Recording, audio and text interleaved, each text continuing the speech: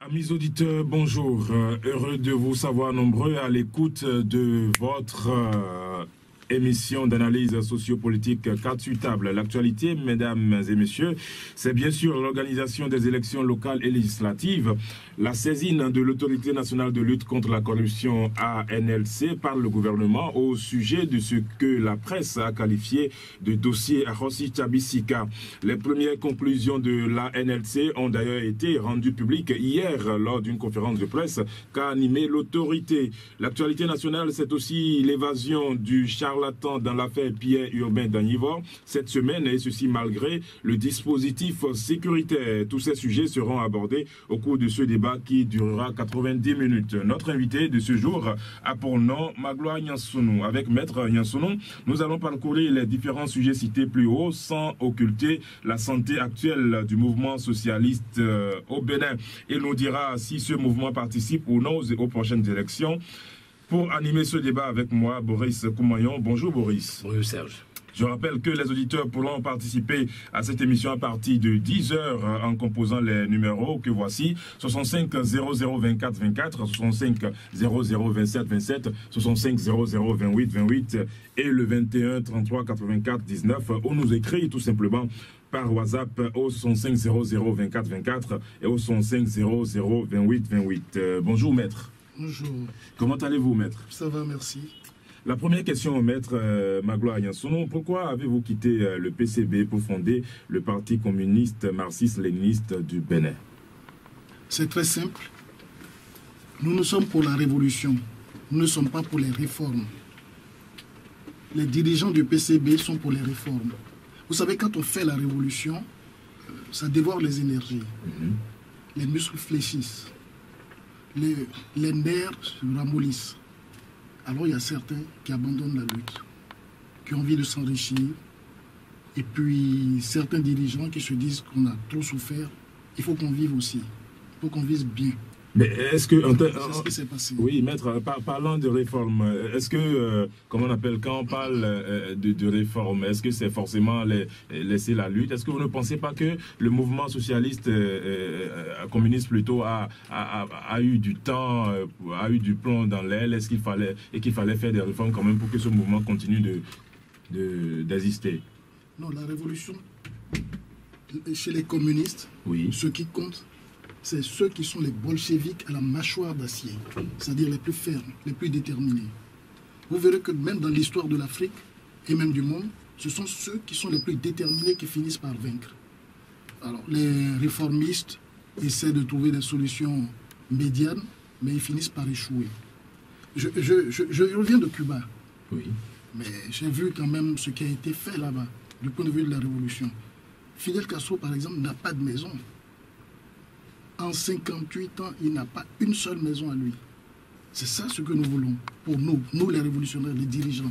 Quand vous êtes comme ça, vous ne pouvez pas être corrompu.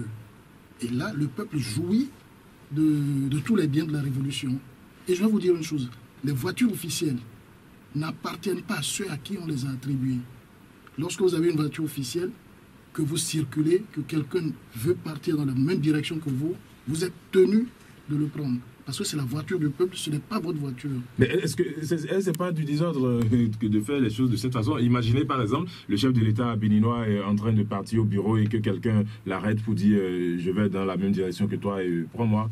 Non, ça ne se passe pas avec le chef de l'État. Il y a des mesures de sécurité, il y a tout un tas de choses. C'est pour le fonctionnaire ordinaire. Mais c'est pas l'image que nous avons du Cuba, ça, où les gens ne mangent pas à leur faim, où les gens ont des soucis. C'est pas l'image que nous avons. Allez à Cuba, vous ne verrez pas de bidonville.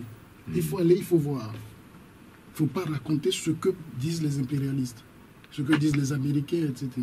Je ne dis pas qu'ils sont riches, oui. Mais au moins, le peu qu'il y a est partagé par tout le monde. Et c'est ce que nous voulons pour le Bénin. Alors, monsieur Nyansounou, en réalité, vous avez quitté le PCB pour fonder le Parti communiste marxiste-léniniste du Bénin. Quelle est la différence entre votre parti et le PCB aujourd'hui?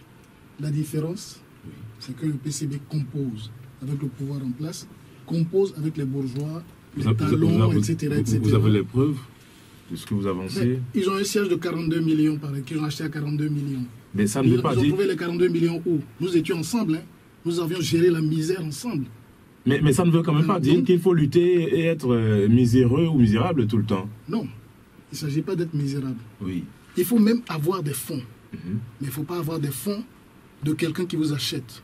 Or, les dirigeants du PCB sont achetés aujourd'hui, de même que les syndicalistes, etc. C'est la pourriture au niveau des dirigeants syndicaux, des dirigeants du PCB, etc. Vous avez des preuves qu'ils sont achetés? Qu'est-ce qui montre qu'en réalité ils sont achetés?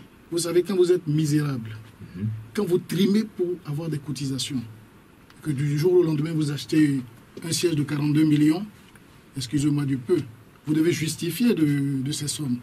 Et ce n'est pas les cotisations qui font ça. Sinon, on serait beaucoup plus riche qu'eux. Parce que nous avons des gens qui ont des potentialités pour cela. Ça veut dire que Philippe... Nous par exemple, nous n'avons pas de siège.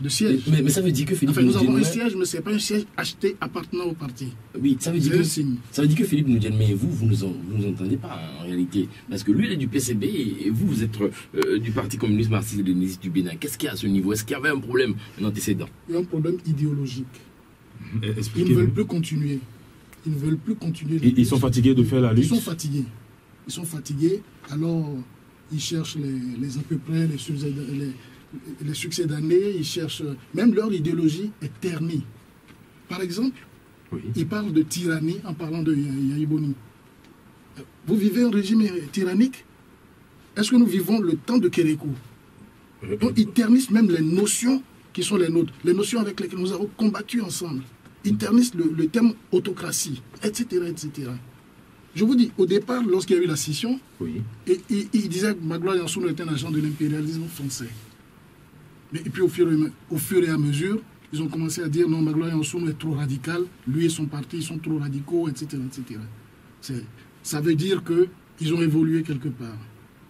Ça veut dire qu'ils se remettent dans leur vrai pot de traîtres, en quelque sorte, de traîtres au communisme.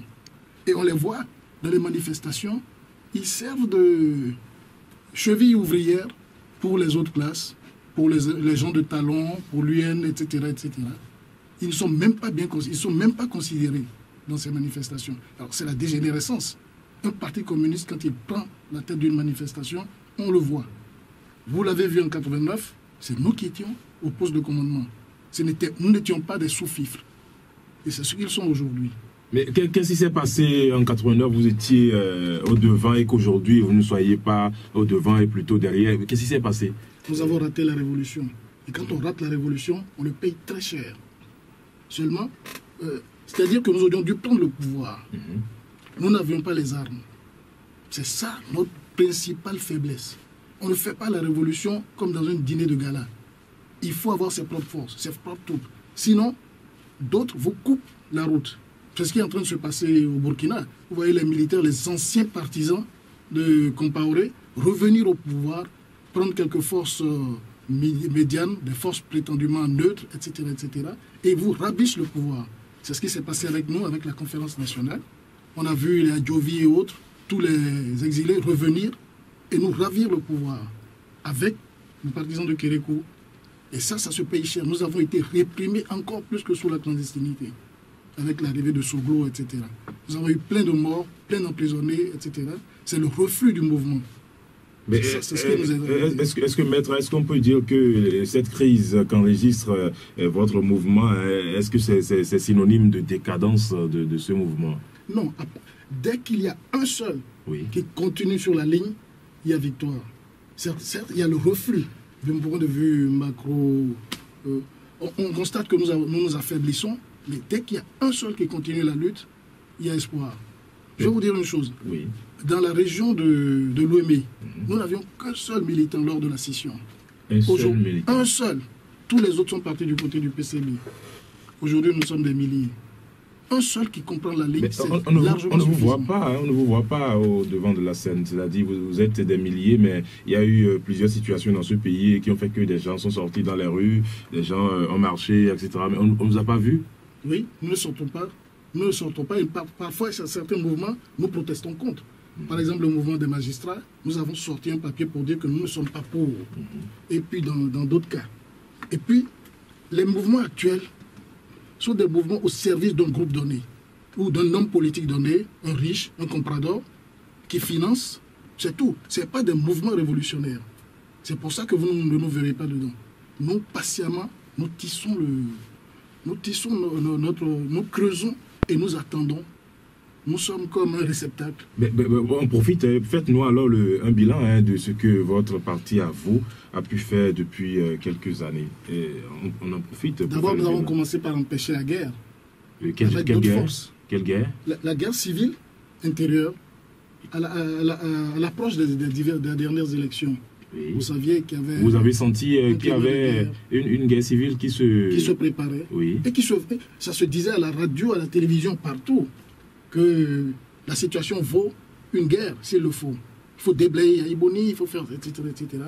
Nous avons créé un fonds uni pour la paix. Et nous avons vu les chrétiens, les musulmans, etc., reprendre également.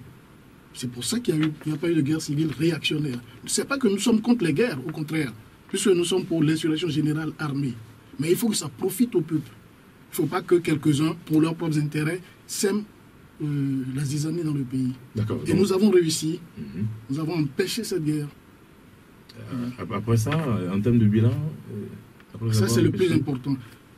Deuxièmement, oui. Nous recrutons des militants selon nos voies ordinaires. Nous ne prenons pas des masses. On ne revient pas chez nous en gros, mais en détail. On vient chez vous comment en détail? Chacun arrive. Oui. Chacun arrive. Nous étudions la personne, nous étudions son passé, son présent, etc.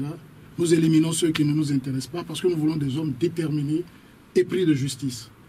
Donc, c'est ça d'abord la première tâche. Oui. Et puis nous mobilisons les masses, des syndicats, nous créons des syndicats. Ça ne se voit pas tout de suite. Est-ce qu'aujourd'hui, avoir la façon dont le Béninois aujourd'hui est habitué à prendre de l'argent avant d'aller vers un parti politique et autres, là, vous avez la chance d'avoir quelques Béninois à vos côtés. Est-ce que vous pensez que ça peut se faire? Ça peut se faire. Je vais vous dire une chose. Oui. Lors des élections de 96, où le PCB se présentait, nous avons dit que nous ne donnons pas un franc.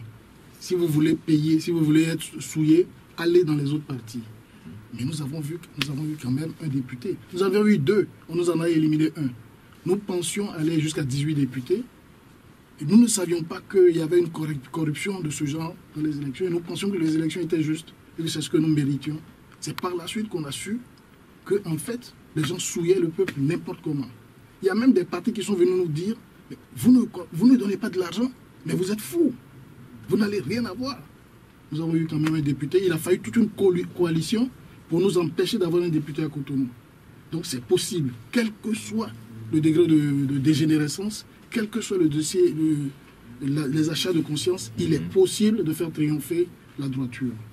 Alors, on va parler un peu de l'actualité. Vos sorties pour analyser l'actualité aujourd'hui, nationale surtout, deviennent de plus en plus rares. Est-ce qu'on ne peut pas dire que déjà c'est une retraite qui est à ce niveau? Ce n'est pas une retraite, on ne nous invite pas. Nous, on n'a pas d'argent pour payer des émissions, etc. Mais on ne nous invite pas. Mais vous pensez que tous les autres payent toutes les émissions sur lesquelles ils passent? Généralement, oui. Mais lorsqu'on ne vous invite pas, vous pouvez quand même vous faire inviter, maître. Quand nous nous faisons inviter, quand nous demandons, on nous dit « Ah non, c'est temps, l'heure d'écoute, etc. » Vous n'avez pas demandé à OCAFM. Non, et c'est une première que l'OCAFM nous ait invités aujourd'hui. Oui. Ça nous a même étonnés, parce qu'on s'est dit « Mais c'est pas possible. » On pensait que la presse était du côté des puissances d'argent, et uniquement. Mais nous continuons. Nous avons par exemple un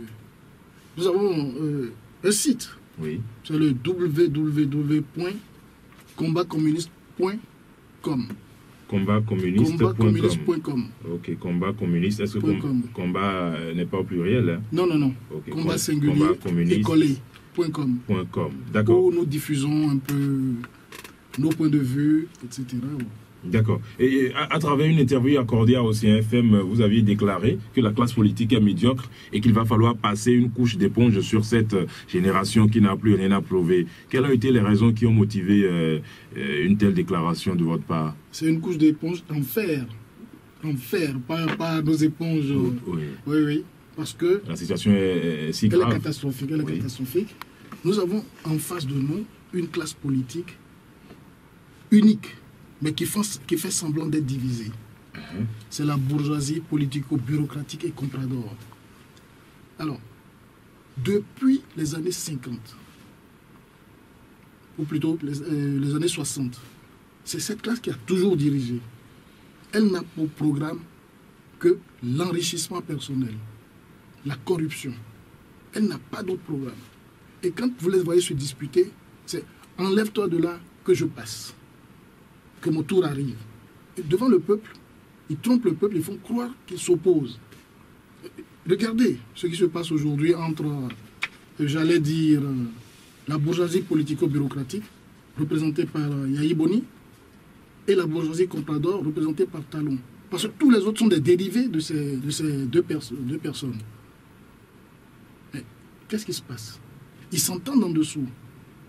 Adiavon, bientôt, aura près de 50 milliards. Non, mais à ce niveau, c'est comment on appelle, c'est ce que l'État lui doit et que l'État a reconnu, et l'État veut quand même le mais si nous étions au pouvoir, l'État ne lui devrait pas ça. Si nous étions au pouvoir, l'État ne lui devrait pas ça. C'est le résultat du pillage. Et Talon aura 169 milliards, enfin, ça lui est réservé pour bientôt. Si Yahi Boni ne paye pas, celui qui viendra paiera. Donc vous pensez que c'est une entente entre ces hommes-là pour se partager l'argent de l'État? Ils sont reliés par des fils invisibles. La situation de classe, l'envie de profiter, c'est tout.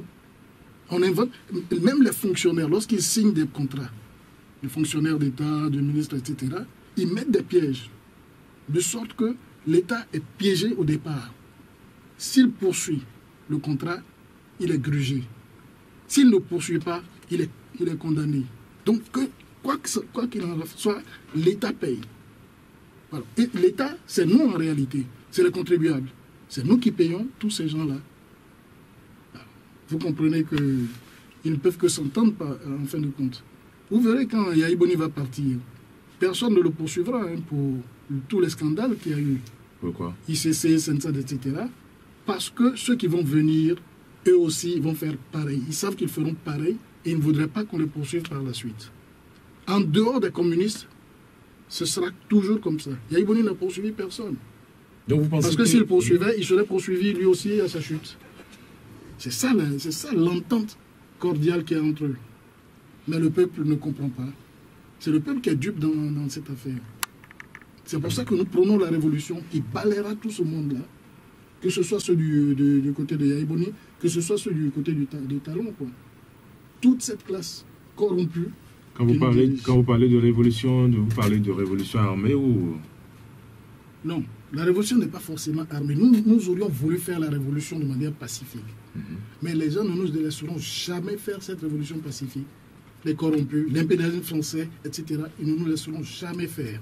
C'est pour ça que nous nous préparons en même temps à la guerre. Guerre révolutionnaire, pas de guerre civile réactionnaire. C'est pour cela que nous prenons l'insurrection générale armée pour le peuple. Mais à vous entendre parler, c'est comme si on jette un coup d'œil, si on jette un coup d'œil sur l'opposition, on jette un coup d'œil également sur la mouvance. C'est comme s'il n'y a pas de valeur réellement à ce niveau. C'est seulement le Parti communiste qui détient les armes pour conduire ce pays. Est-ce que c'est vrai? Mais c'est cela. Est-ce que depuis des années, vous n'avez jamais prouvé quelque chose du genre, que vous avez des armes pour conduire ce pays? Non, nous avons des armes. Ce pas des armes, nous n'avons pas des armes... des valeurs. Hein, des valeurs, oui, mais nous les avons puisque nous les prenons tout le temps. Et que personne ne nous prend au dépourvu sur tel ou tel scandale, sur quoi que ce soit. Vous pensez que vous êtes mieux que la mouvance ou l'opposition? Vous êtes mieux? Mais il n'y a pas de mouvance, il n'y a pas d'opposition, c'est la même classe. Le reste, c'est de la comédie. Il y a pas... Regardez ceux qui se disent de l'opposition. Oui. Mais ils ont dirigé ici. Ils ont été tout aussi corrompus. Ils ont eu des scandales sur le dos. Et ils veulent revenir, recommencer. Alors, quelle moralité ils veulent nous proposer? Rien d'autre que de reprendre la place de Yahi Boni. C'est tout. Il y en a même qui sont pressés de lui prendre sa place dès 2015. Il y en a parmi eux qui sont prêts à faire des putschs tout en prônant le respect de la Constitution, etc., etc. Ils lui disent, plus vite il partira, mieux ça vaudra pour eux. Oui, parce qu'ils ont fait. Ça fait quand même une dizaine d'années qu'ils attendent de piller eux aussi. C'est ça la réalité. Donc ils n'ont aucune valeur du point de vue politique. Aucune valeur. Mais vous avez avancé qu'il faut des hommes nouveaux pour faire développer ce pays. Quel type d'hommes faut-il alors, et avez-vous un exemple? À l'heure actuelle? Oui. Aucun. Tous sont de la même classe. Le reste, c'est une question de place. Tous veulent piller, ils n'ont qu'un seul programme, piller le pays. Mais le président Yahya Bouni était un homme nouveau. Homme nouveau de quel point de vue? Il n'était pas un homme nouveau, il est de la classe. Oui. Nous avons dit qu'il est le moindre mal. Ça veut dire que c'est un mal aussi pour le pays. Mais devant tous ces gens, ces pilleurs et autres, il vaut mieux encore quelqu'un qui comprenne que l'intérêt du pays, c'est encore de développer un tant soit peu le capitalisme pour faciliter l'arrivée du communisme. Tandis que les autres voulaient repartir aux trucs anciens, c'est-à-dire recommencer comme autrefois, piller sans être poursuivi, etc. Mais le 31 octobre 2010, sur une chaîne de la place, vous avez qualifié le président Yahya Bouni de démocrate. En quoi est-il démocrate? Et est-ce que, selon vous, êtes convaincu qu'aujourd'hui, vraiment au Bénin, ça marche quand on parle de démocratie sous le régime Yahya Bouni? Oui, quand je dis qu'il est démocrate, il exerce la dictature d'une bourgeoisie. Démocrate, la dictature d'une bourgeoisie. Oui, d'une bourgeoisie. Mais ce qu'on appelle démocratie, c'est la dictature d'une classe. C'est la dictature de la bourgeoisie, ce qu'on appelle la démocratie bourgeoise. Ici, actuellement, en France et partout, c'est des dictatures en réalité. Seulement avec quelques limites, etc. C'est tout. Et de ce point de vue-là, oui, il n'est pas comparable à Soglo. Il n'est pas comparable à Kérékou, tout de même. Vous, sous Soglo, il est mieux que ces deux-là, c'est ça? Absolument. Absolument. Du point de vue des libertés, oui, ce n'est pas le fait d'empêcher une manifestation ou autre qui constitue dans la dictature de la bourgeoisie où nous sommes. Ce n'est pas ça qui constitue la faute. Parce qu'eux tous empêchent les autres de s'exprimer. Comment est-ce qu'on le fait? Combien de prisonniers politiques? Combien de morts pour des idées politiques, etc. C'est ça dans le système de la bourgeoisie. Mais vous avez dit tantôt, vous avez dit que les libertés sous le régime Yahya, vraiment, les libertés étaient meilleures, hein, alors qu'en réalité, on souffre énormément. C'est dans ce pays-ci, il y a des libertés qui ont été vraiment prises au rabais. On n'est pas libre en réalité. Mais pourquoi vous dites que sous Yahya Bouni, les choses vont bien, surtout quand on parle de liberté? Non, je ne dis pas que c'est un grand démocrate. Je dis que c'est un démocrate dans l'acception bourgeoise, capitaliste. C'est un démocrate de ce genre-là. C'est-à-dire avec des privations de liberté, avec des empêchements de manifester, etc. Et quand on le compare à d'autres dictateurs de la bourgeoisie, il est meilleur. Aujourd'hui, nous, on peut s'exprimer sans risquer d'aller en prison. Vous avez vu des députés venir ici dire Yahya Bouni, il est ceci, mais sous Soglo, les gens s'exprimaient. Sous Soglo? Oui, ça allait en prison. Mais nous avons beaucoup souffert. Nous avons une liste de prisonniers, des gens morts en prison sous Soglo, des gens arrêtés, juste pour tel ou tel acte civique ou autre, etc. Mais ça a été terrible pour nous, sous l'indifférence de beaucoup de gens. Vous n'avez pas vu, parce que les gens ne luttaient pas ensemble. Mais nous, comme nous étions dans une situation de reflux, nous avons trop souffert. Nous avons eu plein de morts. Je peux dire que... Donc je peux comprendre que quand c'est de votre côté que ça ne va pas là, que tout ne va pas bien, mais quand ça va, c'est bon quoi. Non. Oui. Vous n'aurez pas vu sous Soglo quelqu'un venir s'exprimer sans qu'il ne soit poursuivi, ne serait-ce que pour diffamation. C'est le président qui a multiplié le plus les procès en diffamation.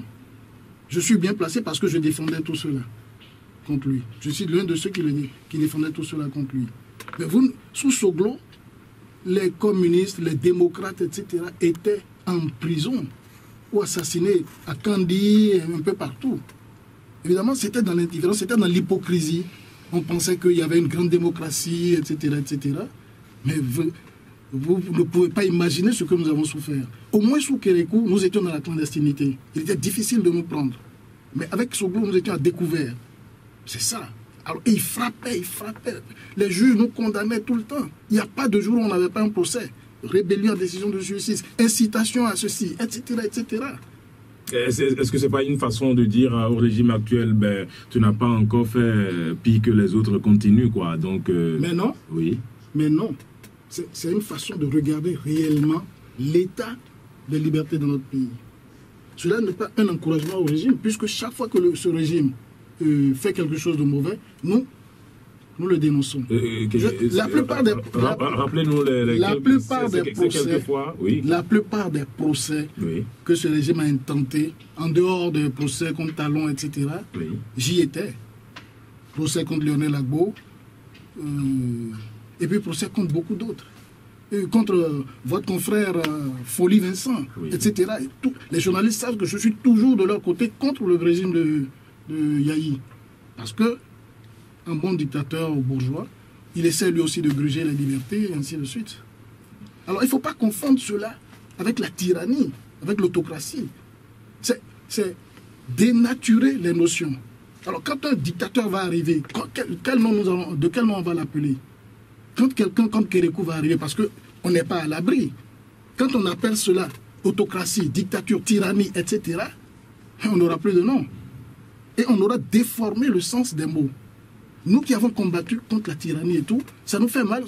C'est comme si on injuriait notre lutte. Que de voir cela et dire que c'est la tyrannie, c'est l'autocratie, etc. Mais tyrannie contre leur ventre peut-être.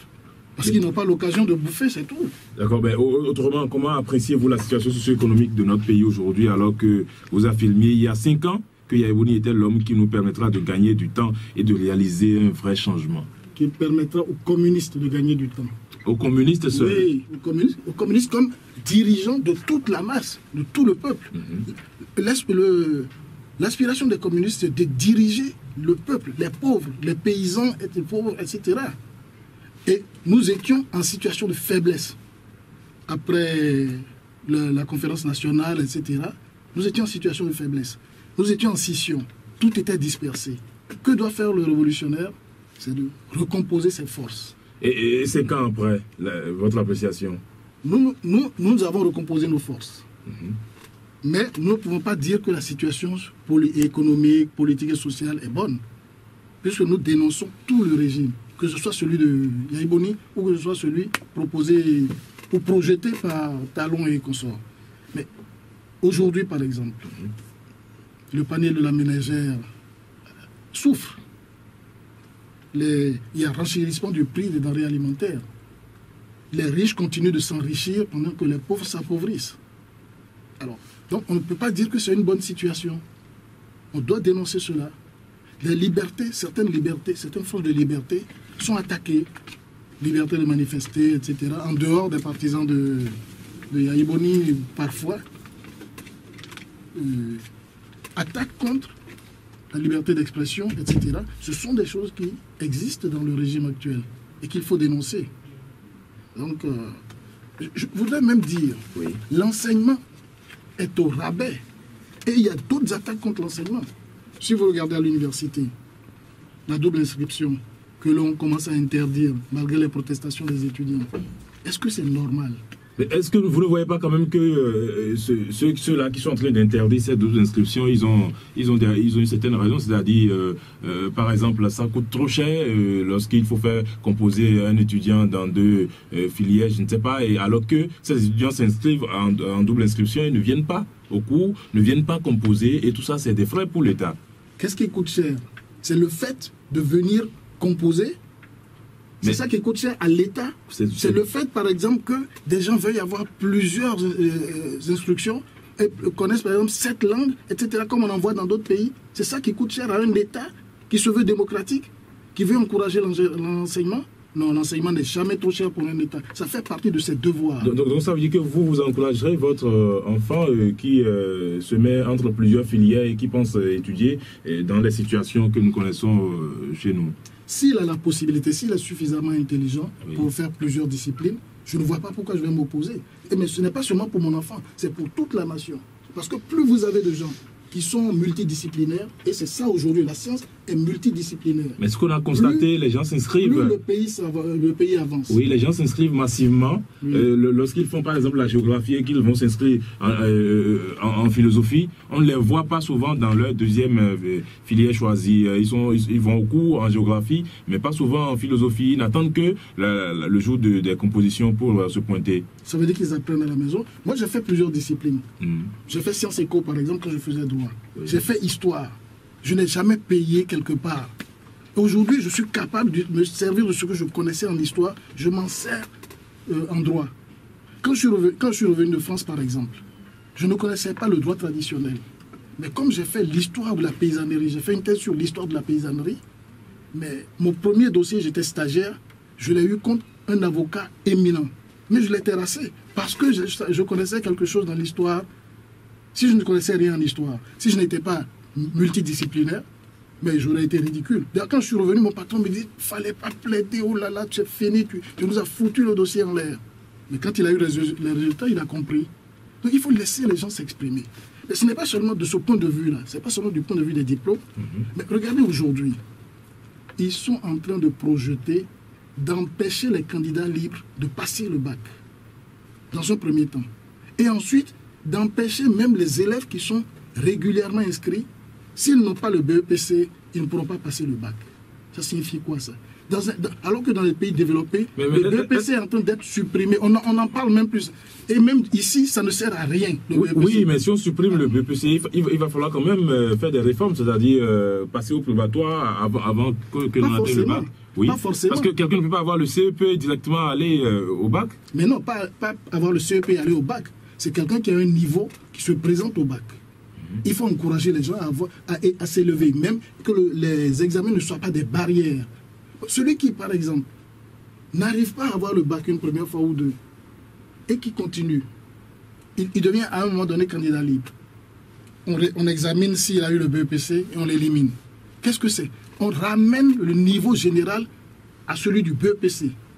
C'est-à-dire, alors que dans d'autres pays, même le bac, c'est juste un examen de passage, chez nous, le bac qui était une barrière devient encore... C'est le BEPC qui devient la barrière. Donc, un niveau général du BEPC. C'est ce qu'on veut nous faire. Nous avions lutté contre la réforme grosse tête de Souyovo qui voulait limiter l'enseignement au CEP. Et aujourd'hui, c'est le BEPC qu'on est en train de projeter pour nous. Alors que dans les pays développés, ceux qui proposent ces réformes-là, dans leur pays, vous allez au bac, sans BEPC. Ça n'existe même pas. On a supprimé le BEPC pour leurs enfants. C'est quoi? Ça veut dire que nos enseignants, notre administration veut nous retarder de manière générale. Et qu'est-ce que vous proposez? Il faut combattre cela, comme on a fait pour la réforme grosse tête de Souyovo. Il faut que les étudiants se lèvent comme ils le font à l'université. Et vous proposez quoi au Parti communiste? Ce que nous proposons, oui, c'est de permettre à tout le monde d'apprendre. D'abord, il faut commencer par la formation des cadres, des enseignants, etc., de ceux qui dispensent les enseignements. Cela ne se fait plus. Cela ne se fait plus aujourd'hui. Les enseignants même ont un niveau assez bas, etc. Il faut commencer par rehausser cela, rehausser le niveau des élèves et étudiants, de sorte que nous ayons une bonne université, un bon niveau général, et qu'on permette qu'il y ait l'enseignement multidisciplinaire. C'est ça qui fait le progrès dans le monde aujourd'hui. Est-ce que vous êtes déjà arrivé de demander audience auprès de ces responsables, par exemple le recteur du campus, le directeur de l'office du baccalauréat, le président Yahibouni par exemple, pour quand même mettre sur la table des choses que vous dénoncez, histoire d'échanger avec eux et de voir comment faire? Est-ce que vous avez eu un cadre de discussion? Pas moi-même personnellement, parce que je ne m'occupe pas de ça.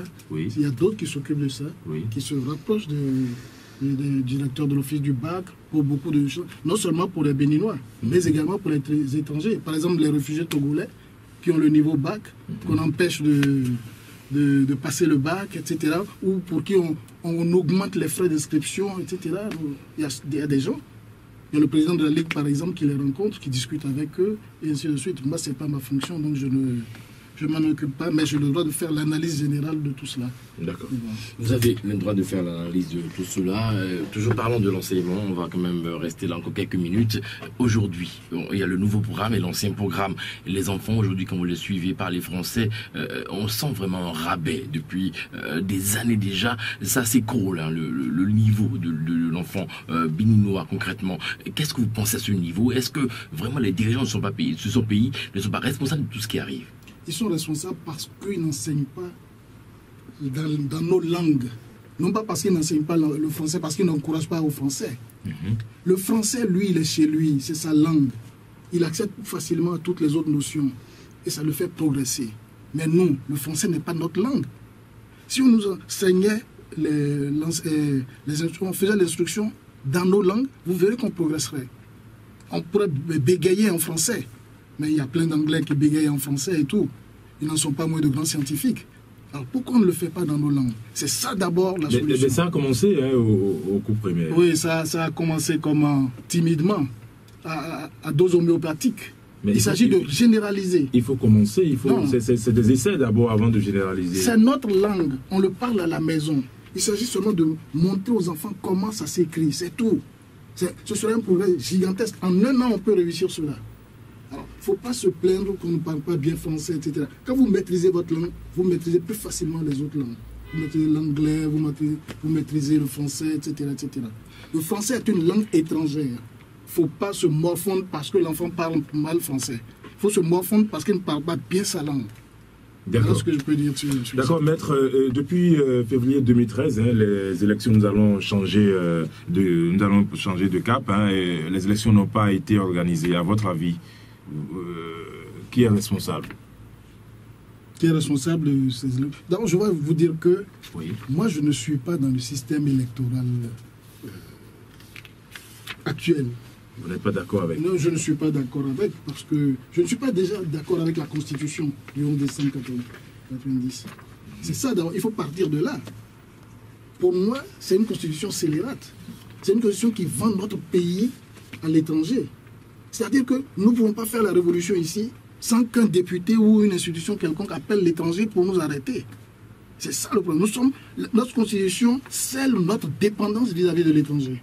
Cette Constitution-là, déjà, elle est originellement, comment les chrétiens disent là, elle est frappée d'un péché originel. C'est ça le problème. Pour moi, il faut abroger cette constitution, totalement. Et ensuite, maintenant, on verra les systèmes électoraux, etc. Sinon, tout ce système électoral-là, oui, c'est un piège à con, comme disent les Français. Excusez-moi du mot, mais c'est comme ça que les Français même le disent. Élection égale piège à con. C'est-à-dire que si vous ne comprenez pas le système électoral, ça veut dire que vous ne comprenez rien à ce qui a été mis en place pour vous berner. C'est ça le problème.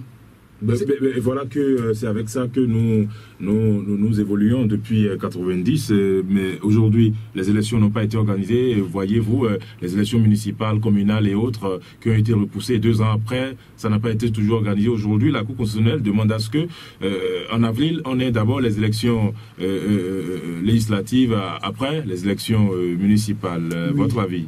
Alors si je dois raisonner, je dois rentrer dans le système actuel dont on parle. Oui. Puis je suis obligé de me faire manger par ce système. Oui. Je ne vois pas le problème qui se pose. Oui. C'est la Cour constitutionnelle, la seule institution qui régularise les élections, c'est la Cour constitutionnelle. C'est l'article 114, je crois, de la Constitution. Oui.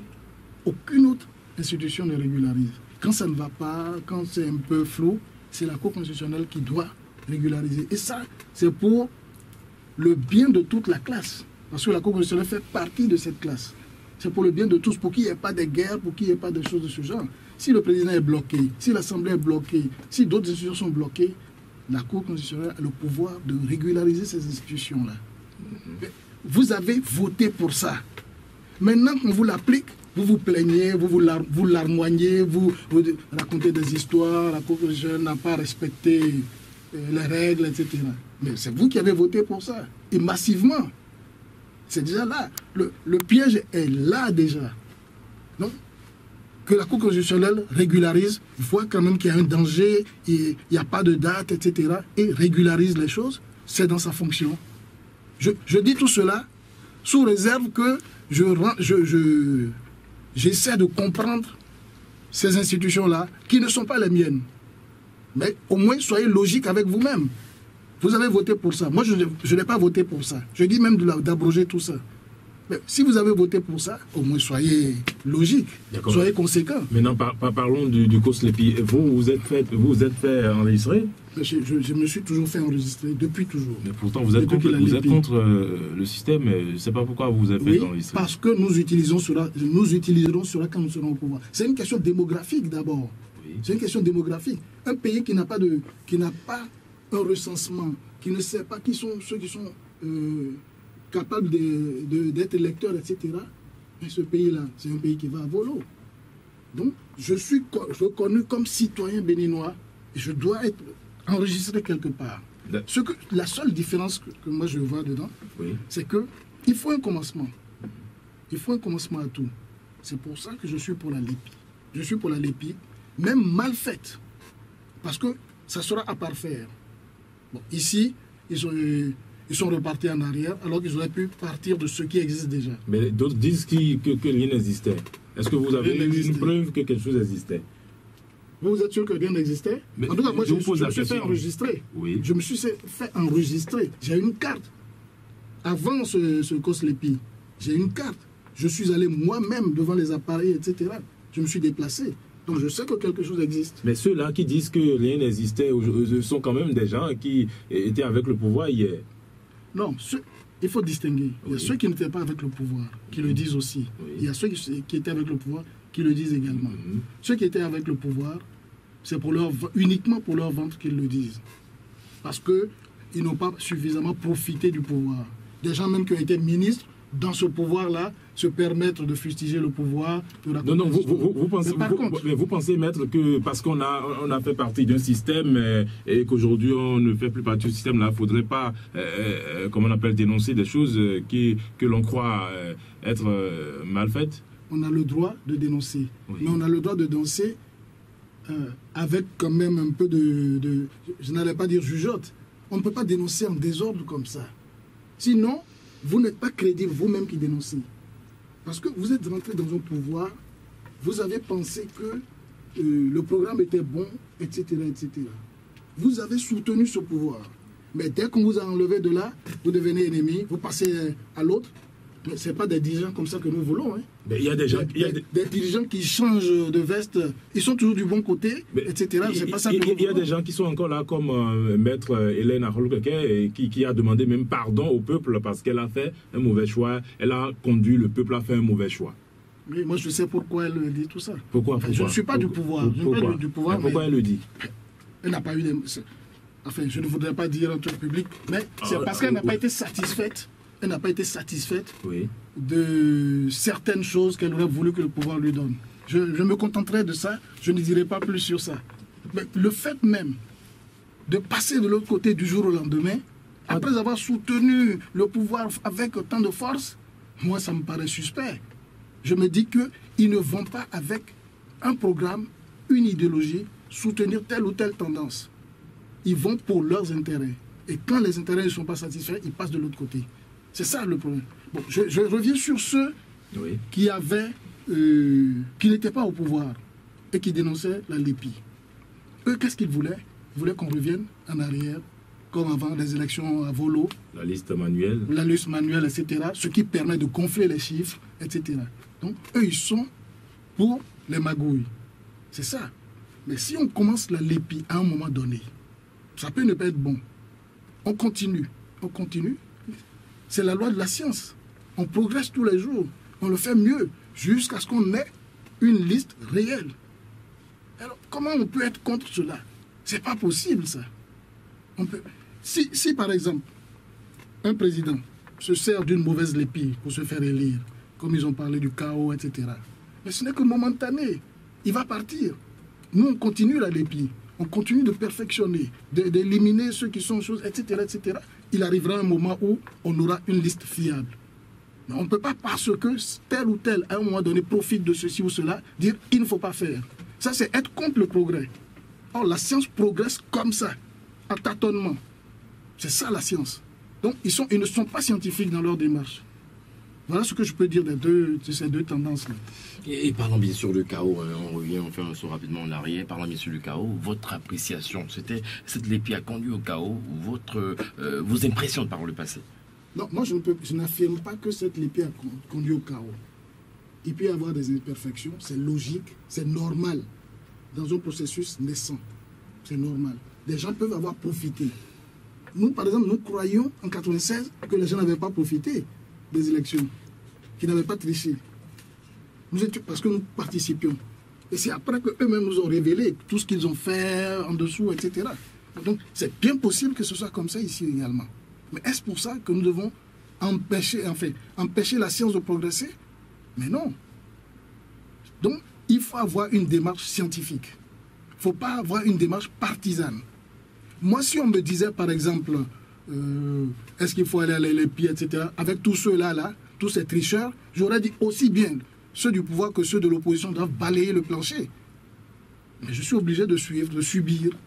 Au moins, j'aurai un instrument plus tard pour voir la vérité des tendances. D'accord. Maître, vous qui tout à l'heure, vous avez eu à comparer le régime Kérékou à celui de Yaïbouni, à celui de Soglo, et vous qui trouvez que ça va mieux que par le passé.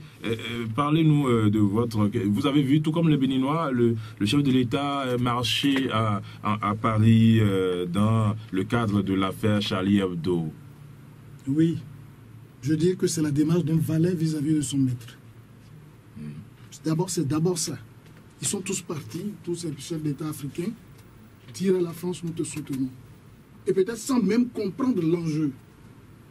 L'enjeu réel, c'est le pouvoir capitaliste qui veut en finir avec ceux qui le contestent, surtout du côté des musulmans.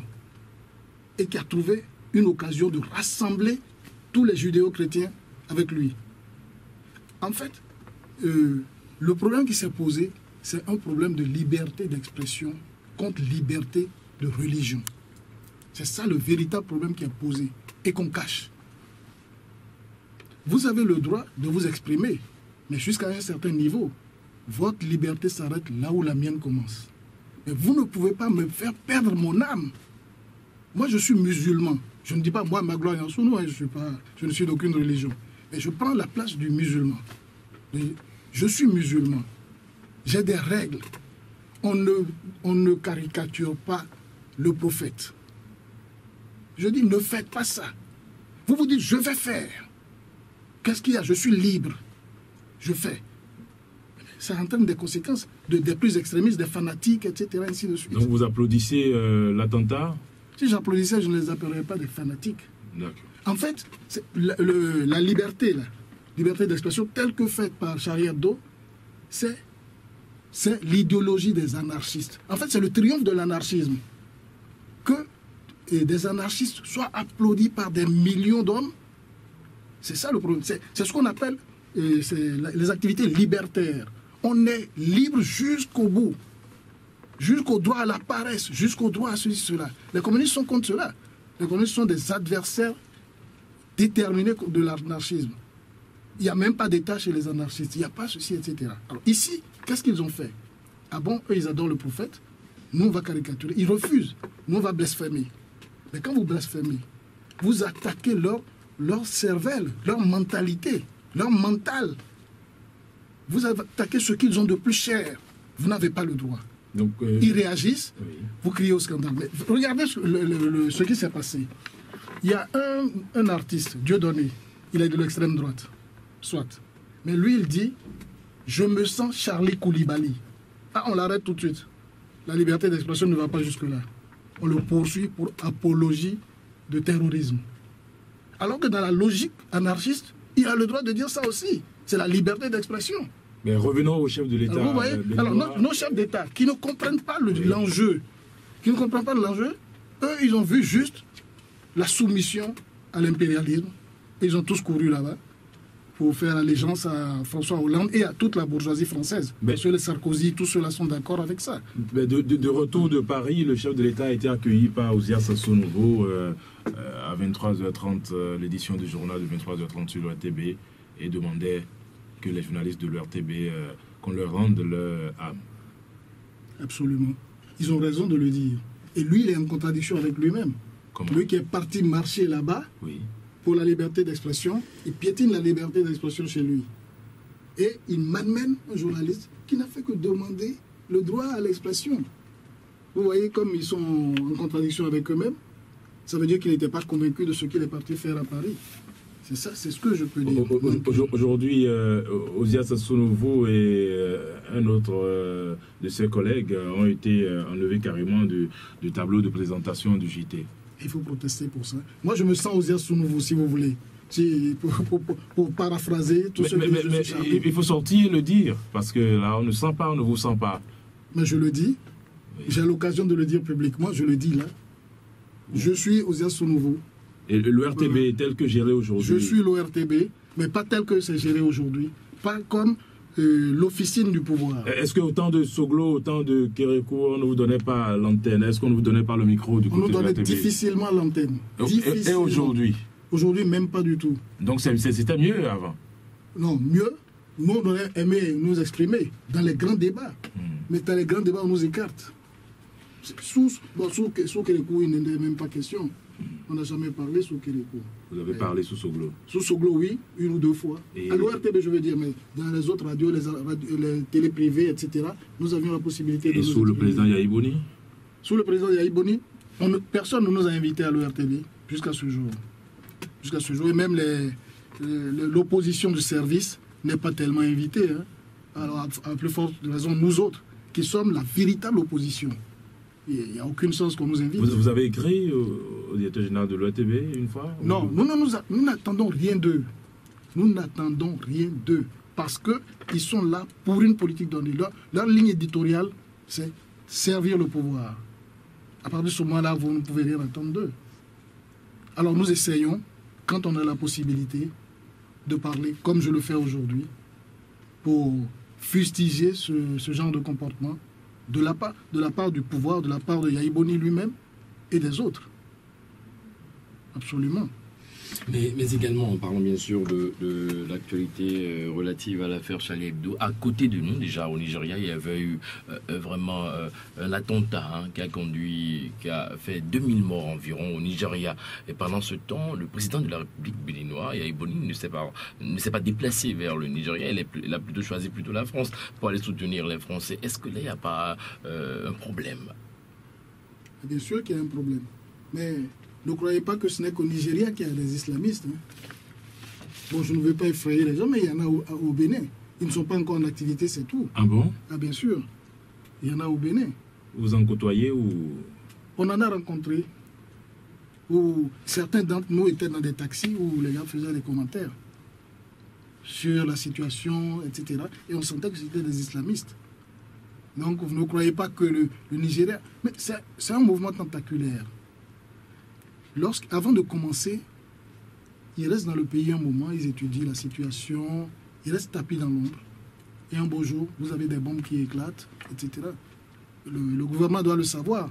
C'est pour rassurer qu'il... On peut craindre que d'ici peu qu'il y ait des bombes au Bénin aussi. Mais l'enjeu en vaut la chandelle. Ce n'est pas parce qu'on craint qu'il ne faut pas combattre ce genre de terroristes. On doit pouvoir les combattre, on doit pouvoir les anéantir, les affaiblir. Qu'est-ce que vous proposez? Ce que je propose, oui. Bon, c'est déjà bien, oui. C'est déjà bien qu'ils participent à la force internationale au Nigeria. Qui sera composée de 8700 hommes. Oui, je trouve que c'est peu par rapport à... S'ils veulent vraiment faire quelque chose, ce n'est pas 8500 personnes qui pourront anéantir Boko Haram. C'est un mouvement qui est enraciné, c'est un mouvement qui a des ramifications internationales et il ne procède pas comme une armée classique. Ce n'est pas une guerre classique qu'ils font. Alors, si l'on se contente de 8500 personnes, on n'a rien fait. C'est vrai qu'aujourd'hui, ils font des mouvements plus larges parce qu'ils sont beaucoup plus nombreux, etc. Mais il faut voir tout ce qu'il y a en dessous, quoi. Pour en arriver à ce stade, c'est que le souterrain est déjà bien blindé. Et pour les déraciner, il ne faut pas 8700 personnes, il faut un peu plus. Et il faut aussi faire composer le peuple. Alors, malheureusement, au moins en ce qui concerne le Nigeria, c'est que l'armée est corrompue. Enfin, le mal de tous ces pays-là, c'est la corruption une fois de plus. L'armée est corrompue, les généraux sont corrompus, on leur donne de l'argent pour acheter des armes, ils se les approprient, etc. Face à une menace de ce genre, ils sont affaiblis. D'accord. Revenons au Bénin. À présent, nous allons parler de l'affaire député Arossi Tchabisika. Vous avez suivi un peu le développement de cette affaire. Hier, la NLC est sortie et a tiré des conclusions et au finish souhaiterait que la justice puisse se saisir de cette affaire pour que lumière soit faite. Oui, c'est une bonne position. Il faut soumettre ces cas-là à la justice pour qu'on voit exactement qu'est-ce qu'il en est. Le seul problème qui se pose, c'est l'état de la justice même. L'état de corruption où c'est les plus riches qui gagnent. Et donc vous pensez que la justice est corrompue? Notre justice est très corrompue. Très corrompue, malheureusement. Les magistrats les plus propres sont... Vous les voyez, ils se plaignent. Ils se plaignent. Parce qu'ils voient leurs collègues, et même des gens qui sont de promotion inférieure, rouler carrosse. Rouler carrosse, alors que leur salaire est supérieur. Non, mais est-ce qu'on roule, si on roule carrosse, ça veut dire qu'on est corrompu? Parce que quelqu'un qui fait son travail et qui met de l'argent de côté peut quand même rouler carrosse sans aucun souci. Quelqu'un peut gagner plus et ne jamais rouler parce qu'il gère mal. Mais c'est pas ça. Si vous vivez avec un salaire donné, ça doit se voir dans les signes extérieurs. Mais si vous vivez au-dessus de vos moyens, c'est qu'il y a quelque chose qui ne va pas. Et puis, il y a plein de scandales comme ça qui passent devant le conseil de discipline. Alors, c'est ça le problème. Le gars, même celui qui gagne 1 500 000, le magistrat qui gagne 1 500 000, quand quelqu'un lui apporte 20 millions, 30 millions, 100 millions même, vous comprenez qu'il s'affaiblit. Et il sait qu'il n'y a pas de conséquences par la suite. Il n'y a pas de punition, c'est l'impunité. Est-ce qu'en tant qu'avocat, on a déjà tenté de vous corrompre une fois? Oui, c'est arrivé. Oui. Mais comme j'en parle à la télé, et partout, ils se méfient. Depuis un certain âge, je n'ai jamais plus, depuis plus de 15 ans. C'est à mes débuts que déjà avait tenté. Et comme j'en parlais, ils se sont dit, l'argent n'aime pas le bruit, comme dit l'expression. Je n'en ai plus jamais eu. J'entends des gens qui ont été approchés ou des choses de ce genre. Et moi, je n'ai plus de ces cas-là. D'accord. Mais quand on voit une décision tout de suite, on sait si le juge a été corrompu ou pas. Quand un juge rend une décision donnée. Vous avez des exemples? Vous avez des exemples? Oh, j'ai plein d'exemples. J'ai plein d'exemples. Oui, on y va? Donnez-nous ces exemples-là. Non, il y a des faits qui sont amnistiés et je ne peux pas en parler. Sinon, l'affaire Talon, etc., c'est une affaire de gros sous. Mais c'est amnistié, donc je ne veux pas faire de commentaires. Mais quand on lit les décisions, tout de suite, on voit ce qui a été fait, du point de vue du droit. Quand vous voyez le juge Angelo Oussou, vous pensez qu'il est corrompu? Il est même candidat à la présidentielle, vous voyez. C'est vous dire que la corruption est la règle au Bénin. La corruption est la règle au Bénin. Et on se vante d'être corrompu. C'est parce qu'il est corrompu qu'il sera candidat. Je ne dis pas ça. Je préfère réserver mes commentaires, mais vous avez compris mon opinion sur ce juge. Je n'ai pas dit que tout le monde est corrompu. Et vous avez bien fait de préciser que j'ai dit que ce soit l'opposition ou que ce soit la mouvance, ils sont tous corrompus. C'est ce que je dis. Ça veut dire qu'il y a des gens qui ne sont pas corrompus dans le pays. Mais tous ces dirigeants-là sont tous corrompus. Ils sont passés devant nous. Ils ont dirigé une fois. On les a vus. Ils se sont enrichis à millions, sinon à milliards. Et c'est eux encore qui viennent pour se relayer. On enlève la mouvance, on amène l'opposition, encore des corrompus, et ainsi de suite. Donc, ils font le jeu tour à tour, ils font la navette. Bon là, nous avons des présidentiables qui sont annoncés. Est-ce que parmi ces présidentiables-là, vous avez un choix? Ou bien vous aussi, vous serez candidat? Parce que, on le rappelle, la dernière fois, ça ne s'est pas bien passé, puisque vos dossiers ont été rejetés par la Cour constitutionnelle. Ah non, vous me confondez avec le PCB. Je n'ai pas suffisamment d'argent et mon parti n'a pas suffisamment d'argent pour se présenter au présidentiel. Donc nous ne sommes jamais présentés au présidentiel. Et cette fois-ci, ça se fera? Ça ne se fera pas cette fois-ci non plus parce que nous n'avons pas d'argent. Et puis nous ne sommes pas dans le système. Nous sommes pour la révolution. Nous sommes pour le balayage de tout cela. Mais pour balayer, il faut prendre le pouvoir. Il faut prendre le pouvoir. Et la seule manière de prendre le pouvoir en ce moment, c'est d'aller aux élections. Mais non, vous vous trompez. Ça veut dire que vous refusez au peuple le droit de l'initiative, le droit d'initiative. Le droit d'initiative du peuple, c'est d'abord de balayer tout le monde, de faire la révolution. C'est ça le droit du peuple. Maintenant, c'est des modes de gestion, que les élections, etc., etc. Même après la révolution, on fait des élections. Mais l'initiative, c'est que le peuple peut balayer qui que ce soit à n'importe quel moment. C'est ça d'abord le premier mode d'accession au pouvoir. Or, on le camoufle, on fait croire qu'il n'y a que les élections qui amènent au pouvoir. Moi, je suis pour l'autre mode, le mode révolutionnaire, celui qui est radical, qui fait partir tous ces corrompus-là. On doit tout balayer. On les balaye, comme a dit quelqu'un là, il m'a fait plaisir. Et encore que je sais que même des gens de la petite bourgeoisie intellectuelle, des avocats, des trucs comme ça, eux-mêmes ont conscience que ça va péter dans le pays, ça va éclater un jour, nécessairement, tel que c'est dirigé, etc., etc. Ça rentre de plus en plus dans la tête des gens. D'accord, monsieur. C'est ça ce que nous prônons, nous. L'autre mode d'accession au pouvoir. Monsieur au Parti Paulin a voulu savoir pour qui vous avez voté en 2006 et en 2011. Je n'ai voté pour personne, mais j'ai appelé à voter pour Yahi Boni. Et vous-même, vous n'avez pas voté? Non, je n'ai pas voté. Est-ce que c'est pas... Ce n'est pas contradictoire. Oui. J'ai dit que c'est le moindre mal. Et vous n'avez pas choisi le moindre mal, vous? Je ne l'ai même pas choisi, mais j'ai appelé à voter. Pourquoi? Pour empêcher les autres, pour empêcher le mal de s'installer. Chez moi, mais si tout le monde, c'est la démocratie. Si tout le monde faisait comme vous, il n'allait pas voter pour un candidat qu'on demandait, qu'on voulait avoir au pouvoir. Et est-ce que cette façon-là n'allait pas faire installer d'autres? Il n'y a pas de contradiction. Moi, je suis pour la révolution. Oui. Dans un premier temps, je cherche le moindre mal parmi eux. J'ai dit, c'est pour que nous gagnions au moins un peu de temps. Ce n'est pas ma voix seule qui fait l'affaire. C'est ceux que j'appelle. Ils y vont, mais je ne souscris pas. Ça veut dire que mon seul mode, c'est la révolution. Il arrivera un moment où je leur dirai, allons-y pour la révolution. La crise est mûre, il faut balayer tout cela. Prenez les armes et balayons-les. D'accord, mais monsieur... Donc, si je votais, on me dirait, mais vous votez quand même pour le moindre mal. Donc vous n'êtes pas pour la révolution. Donc vous voyez un peu... Mais vous avez déjà appelé à voter pour le moindre mal, donc vous n'étiez pas pour la révolution. Nous sommes arrivés dans l'histoire de notre organisation, le mouvement révolutionnaire, nous sommes arrivés même à appeler à voter pour tout le monde, sauf Zinsou. Pourtant, nous n'étions pas pour les Akbiti, Maga, Homadegbe, etc. Nous les combattions tous les jours. Mais quand nous avons vu le danger zinsouiste, nous avons appelé à voter pour tout le monde, sauf Zinsou, à 2 reprises. D'abord avant le 11 décembre 89, et puis après. Donc, ça veut dire que nous savons faire la différence entre les ennemis. Ce n'est pas une masse informe d'ennemis. Non. Il y a des gens qui sont meilleurs que d'autres, ou bien qui nous arrangent mieux que d'autres. La meilleure issue.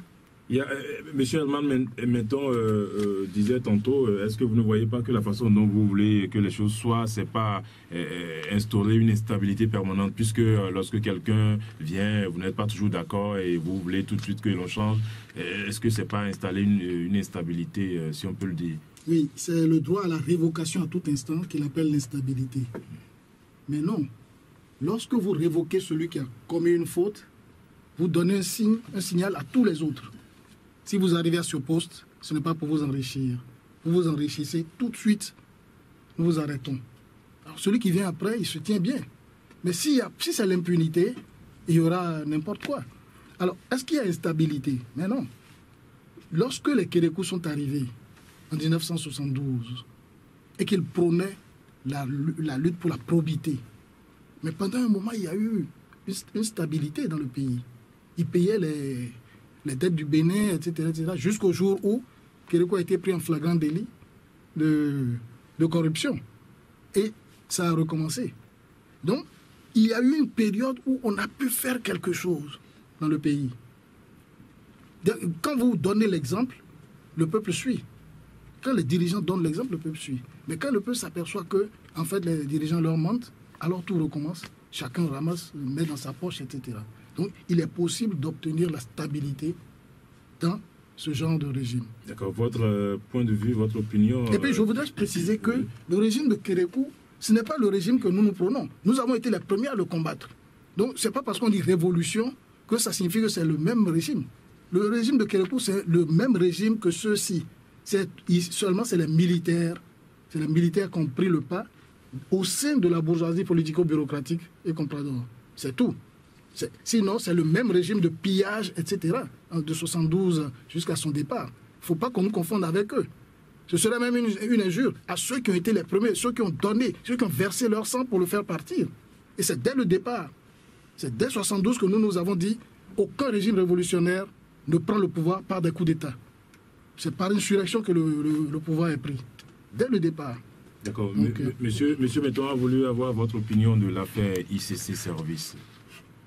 Oui, ça c'est en tant qu'avocat que je pourrais lui répondre. Il est vrai qu'effectivement, c'est une affaire mafieuse qui implique le pouvoir en place. Parce qu'il n'aurait pas pu faire tout ça sans l'aide du gouvernement, sans l'aide de certaines personnes, etc. Bon. Mais maintenant, ce qu'il a demandé, c'est surtout quelle sera la suite. Quelle sera la suite? D'abord, je suis pour que l'on clarifie cette affaire et que l'on juge ceux qui sont impliqués dans cette affaire-là. Que ce soit maintenant, il y a peu d'espoir, mais même après le départ de Yahi Boni. Bon, pour le résoudre aujourd'hui, j'avais déjà parlé de cette affaire en disant que ceux qui sont impliqués, même ceux qui ont mis leur argent dedans, peuvent être poursuivis également. Parce qu'ils sont complices des autres, des auteurs eux-mêmes. C'est comme ça que la loi est. Le corrupteur et le corrompu sont poursuivis. Mais pour des nécessités politiques, et on doit pouvoir régler ça de manière amiable en ce qui concerne ceux qui ont perdu de l'argent. C'est-à-dire que le pouvoir, après avoir ramassé ce qui a été pris, après avoir fait rendre gorge à ceux-là, tous ceux qui sont impliqués, redistribue au prorata des mises, etc. Ça peut apaiser un peu ceux qui ont perdu leur argent, etc. C'est la meilleure solution pour le moment. Mais ça sera une leçon pour l'avenir.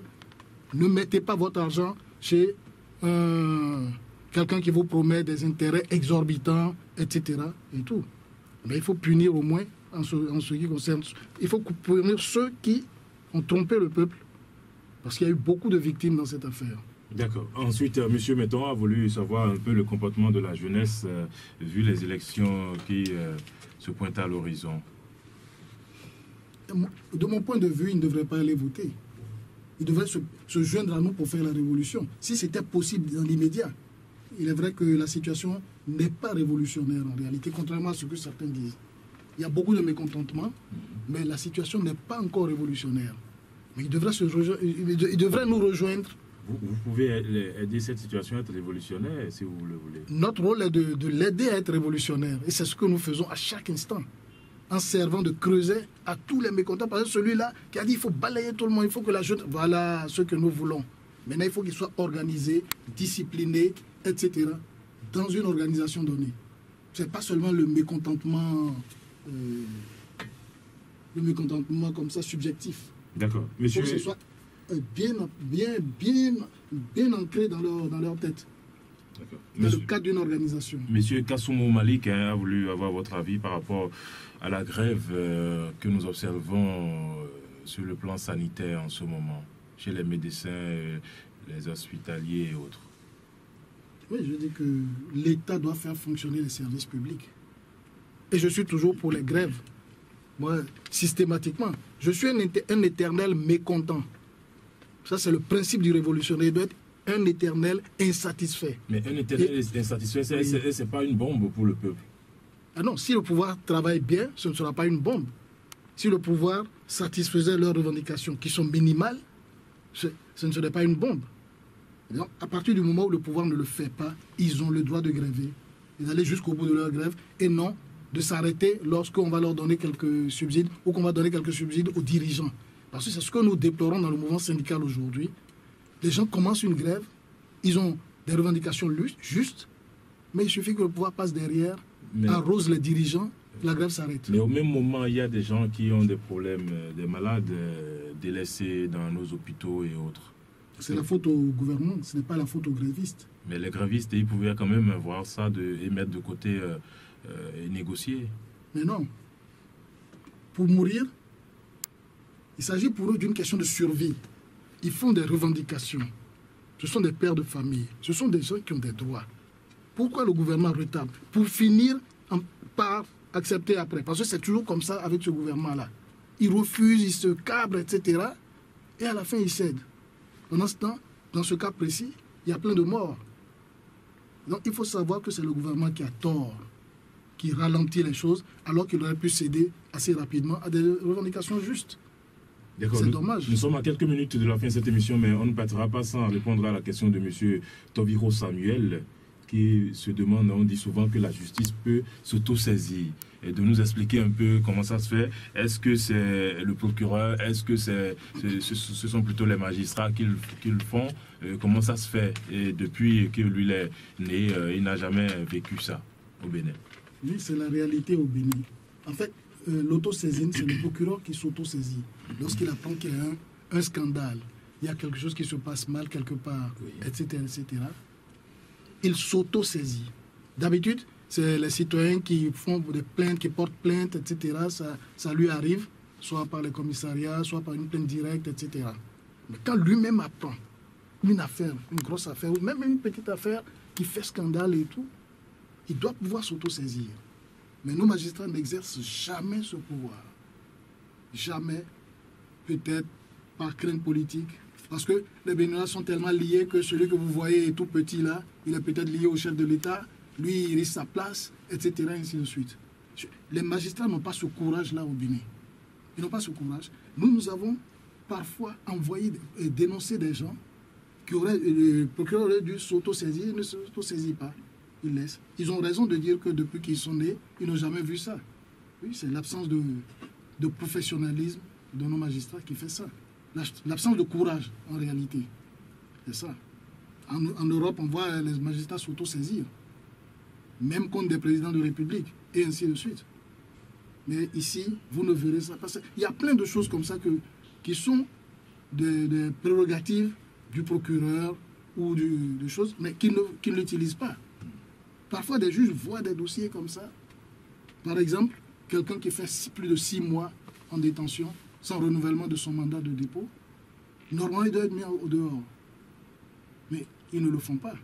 C'est récemment que moi, j'ai eu un cas où ils ont eu le courage de le mettre au dehors. Encore qu'il n'y avait pas de problème politique en dessous.